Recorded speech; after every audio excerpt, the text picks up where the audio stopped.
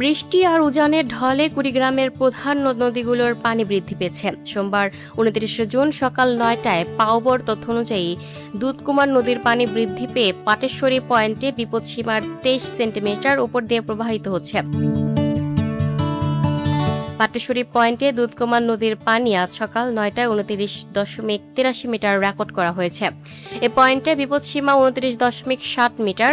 এ সময় ১৩৮ মিলিমিটার বৃষ্টিপাত হয়। সকাল থেকে এই পয়েন্টে ৭ সেন্টিমিটার পানি বৃদ্ধি পেয়েছে।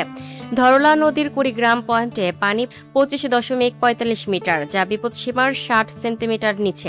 তালুক শিমুলবাড়ি পয়েন্টে পানি ৩০.৪৭ মিটার, যা বিপদসীমার ৪০ সেন্টিমিটার নিচে রয়েছে। কুড়িগ্রামে ৮২ মিলিমিটার বৃষ্টিপাত রেকর্ড করা হয়েছে। পানি উন্নয়ন বোর্ড বলছে, সোমবার সকাল ৬টা থেকে ৯টা পর্যন্ত ব্রহ্মপুত্র নদের পানি নুনখাওয়া পয়েন্টে ২ সেন্টিমিটার, হাতিয়া পয়েন্টে ২ সেন্টিমিটার ও চিলমারি পয়েন্টে ১৩ সেন্টিমিটার বৃদ্ধি পেয়ে বিপদসীমার নিচ দিয়ে প্রবাহিত হচ্ছে। চিলমারিতে ৮০ মিলিমিটার বৃষ্টিপাত রেকর্ড করা হয়েছে। এদিকে তিস্তা নদীর কাউনিয়া পয়েন্টে পানি বেড়ে সকাল ৯টায় ২৯.২৫ মিটারে পৌঁছেছে, যা সকাল ৬টা থেকে ২৫ সেন্টিমিটার বৃদ্ধি পেয়ে বিপদসীমার মাত্র ৬ সেন্টিমিটার নিচ দিয়ে প্রবাহিত হচ্ছে। সেখানে ৫২ মিলিমিটার বৃষ্টিপাত রেকর্ড করা হয়েছে। কুড়িগ্রাম পানি উন্নয়ন বোর্ডের নির্বাহী প্রকৌশলী রাকিবুল হাসান জানান, উজানের ঢলে দুধকুমার নদীর পানি বিপদসীমা অতিক্রম করেছে।